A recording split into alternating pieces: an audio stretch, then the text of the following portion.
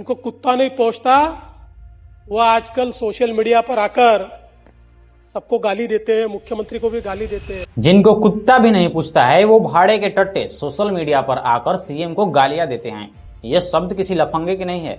इस शब्द का प्रयोग, इस वाक्य का प्रयोग महाराष्ट्र के सीएम देवेंद्र फडणवीस ने उस आम जनता के लिए किया है जिसने उनकी सरकार से सवाल किया है। ऐसे कुछ भाड़े के टट्टे लगता है। पहले तो मुख्यमंत्री को आप ये बताओ कि भाड़े का टट्टे नहीं, भाड़े का टट्टू होता है। जब अपनी आम जनता को, जिस आम जनता ने आपको उस मुख्यमंत्री के पद पर बैठाया है, उसको गाली ही देना है तो अच्छे से गालियां दो, दिखा दो कि आप हो अनपढ़। जिनको कुत्ता भी नहीं पूछता है उन्हीं के आगे अब चुनाव से पहले हाथ जोड़कर वोट मांगते हो, और आज आपको जीतने के बाद जब कुत्ता आपको पूछने लगा तो आप बोल रहे हो कि आम जनता को कुत्ता भी नहीं पूछता है। आज वो भाड़े के टट्टे हो गए। मुंबई पुणे मिसिंग लिंक, जिसे बीजेपी ने स्पेस टेक्नोलॉजी से बनाया था, जिसे इंजीनियर्स का करिश्मा कहा जा रहा था, वो मानसून की पहली ही बारिश में घुटनों पर आ गई। सिर्फ 2 महीने में ही सड़क पर गड्ढे दिखने लगे थे और कीचड़ और मलबा सड़क पर शामिल हो गया था, जमा हो गया था। 7,000 करोड़ लगाकर इस मिसिंग लिंक को बनाया गया है, और ये पैसे किसी मंत्री के जेब से नहीं आए हैं, ये आम जनता के पैसे हैं।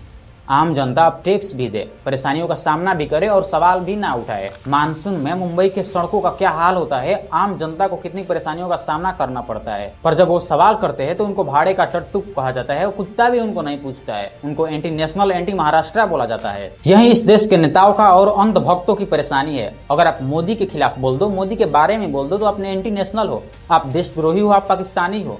और अगर आप किसी सीएम के बारे में बोल दो तो आप एंटी स्टेट हो। लेकिन हर कोई आंख बंद करके अंधभक्त नहीं रह सकता। मोदी देश नहीं है, वो इस देश का नौकर है, वो आम जनता का नौकर है। आम जनता ने मोदी को चुना है और वो सवाल करेगी। मोदी ने कोई एग्जाम देकर के प्रधानमंत्री नहीं बना है। आप सोचो कि इस देश का क्या हालात है कि अगर पब्लिक मंत्री से सवाल करती है तो मंत्री उस काम को करने की बजाय, उसको ठीक करने के बजाय मुड़कर आम जनता को जवाब देते हैं। एक मंत्री बोलते हैं कि आप खुद रोड बना लो, तो क्या मंत्री लोग सिर्फ घोटाला करने के लिए हैं या सिर्फ सोशल मीडिया के अकाउंट्स बैन करवाने के लिए हैं? कौन सी नई बात आप कह रहे हो? आप अपने आप सड़क बना लो। एक भाई ने लिखा है कि टैक्स हम देंगे तो गाली कौन देगा। अभी इसका रिप्ले खोलूंगा ना तो अंधभक्त तुमको गाली पे गाली दे रहे होंगे। वो भी बोलेंगे कि हम भी टैक्स देते हैं और हम अपने मंत्री पापा को डिफेंड करेंगे। मेरा बाप मोदी है। और ऐसा भी नहीं है कि नेता मंत्री अंधभक्तों का भला करते हैं, उनके लिए कुछ अलग करते हैं। वो भी वही पेट्रोल खरीदते हैं, उनके लिए भी वही महंगाई है, वो भी उसी परेशानियों का सामना करते हैं। लेकिन वो अपने पापा के लिए, मंत्री पापा के लिए लॉयल है। वो कैसे भी करके किसी भी बात को डिफेंड कर लेते हैं। वो राम मंदिर चोरी को भी डिफेंड कर लेते हैं। वो बोलते हैं कि हिंदुओं का पैसा अगर हिंदुओं ने लूट भी लिया तो क्या हो गया, देश को बेच दिया, क्या सादा देश? बाप की चटी फटी पड़ी है, घर में चूल्हे नहीं जल रहे, अब बेटा जल मोदी मोदी। पर एक अंधभक्त को बहुत जोरों का थप्पड़ पड़ा है, सारी दलाली निकल गई है। उस अंधभक्त का नाम तो नहीं लूंगा, पर उस अंधभक्त ने एक टोयोटा की कार खरीदी थी और वो कार, उसकी कार E20 पेट्रोल की वजह से बंद हो गई। पटना में एक यूट्यूबर के थे, नाम नहीं लेता, उनकी गाड़ी उन्होंने किया, मुझे गाली गलौज किया वो सोशल मीडिया। जब उसने नितिन गडकरी पर आरोप लगाया तो नितिन गडकरी ने ये बोला कि एक यूट्यूबर मुझको गालियां दे रहा है, जबकि उसने गालियां दिया भी नहीं था।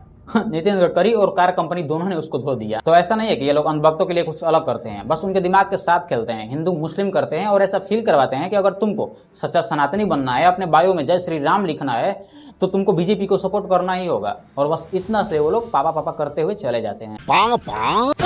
2 + 6 = 8 और 1 + 7 = भी 8 और 8 + 4 = 12। पूरे 12 दिन हो गए हैं सोनम वांगचुक को भूख हड़ताल पर बैठे। लेकिन हमारा नॉन बायोलॉजिकल प्रधानमंत्री विदेश दौरों पर घूम घूम कर स्टैंड अप कॉमेडी कर रहा है, आर्यभट्ट का नाना बनने की कोशिश कर रहा है। लेकिन ऐसा लग रहा है कि नेता, मंत्री, मीडिया वाले, किसी को इस भूख हड़ताल से कोई फर्क नहीं पड़ता। आप खुद देख लो कि इस देश की मीडिया लोगों को ये दिखा रही है कि भारत में पॉल्यूशन ज्यादा है, इसकी वजह से यहाँ पर गर्मी कम है, और यूरोप की हवा साफ है इसलिए वहाँ पर गर्मी ज्यादा है। भारत के शहरों में प्रदूषण और ये धूल मिट्टी एक गुबार पैदा कर लेती है, तो सूरज की सीधी धूप थोड़ा सा रुकावट के साथ। शर्म करो, भगवान से डरो, भोसड़ी वालों, भगवान से डरो। मेलोडी, झालमुरी, आम चूस कर खाते हैं या काट कर खाते हैं, इनसे मोदी पापा की तारीफ करवा लो। ये हर ऐसे मुद्दे को उठाएंगे जो अनभक्तों को पसंद आएगा, पर ऐसे मुद्दों को ये कभी नहीं उठाते जिससे आम जनता को फायदा हो, जिससे आम जनता को पता चले कि हमारे देश में क्या गलत हो रहा है, क्या सही हो रहा है। देखो, मेरी ये बात बहुत लोगों को अजीब लगने वाली है, पर सोनम वांगचुक भी उसी पागलपन को कर रहे हैं जो भरत तिवारी ने किया था। भरत तिवारी को भी लग रहा था कि वो कुछ दिनों में पूरे सिस्टम को अकेले चेंज कर देगा, और वैसे ही सोनम वांगचुक को लग रहा है कि वो धर्मेंद्र प्रधान से रिजाइन करवा ही लेंगे। भरत तिवारी के साथ क्या हुआ, लोग कुछ दिनों तक खूब जोश में थे, ऐसा लग रहा था कि वो लोग सम्राट चौधरी का भी रेजिग्नेशन ले लेंगे, पर धीरे धीरे सब ठंडा हो गया। उल्टा बीजेपी ने वादे के अनुसार जो पुलिस वाला उस एनकाउंटर का हेड था उसको डीएसपी बना दिया। मुझे, आपको, पूरे देश को और सोनम वांगचुक को भी पता है कि ऐसा नहीं होने वाला, चाहे सोनम वांगचुक की भूखे जान क्यों न चले जाए।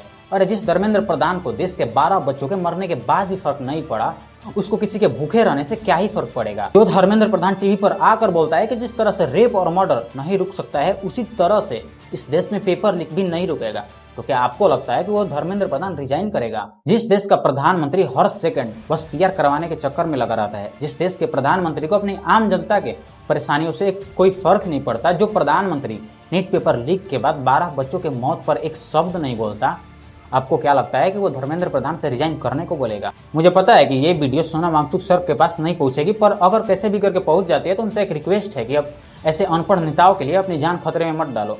अब इसका मतलब ये नहीं है कि आप आवाज ही मत उठाओ, आप आवाज उठाओ, पर उन नेताओं को बदलने के लिए आप आवाज मत उठाओ, क्योंकि वो अनपढ़ नेता नहीं बदलेंगे। आप आम जनता को बदलने के लिए आवाज उठाओ। क्या पता किसी अनवक्त की आंख खुल जाए और इस लड़ाई में वो भी आपके साथ रहे। इस वीडियो में मैंने इतना सच बोल दिया है कि बीजेपी वाले कहीं मुझे पाकिस्तानी और देशद्रोही साबित ना कर दे, पर कोई बात नहीं, अगर मैं भी इनसे डरता तो कहीं पे हिंदू मुस्लिम कर रहा होता। सच बोलने का मजा ही कुछ और है, क्योंकि इसको सुनकर अनवक्तों की जलती है। Thanks, love you.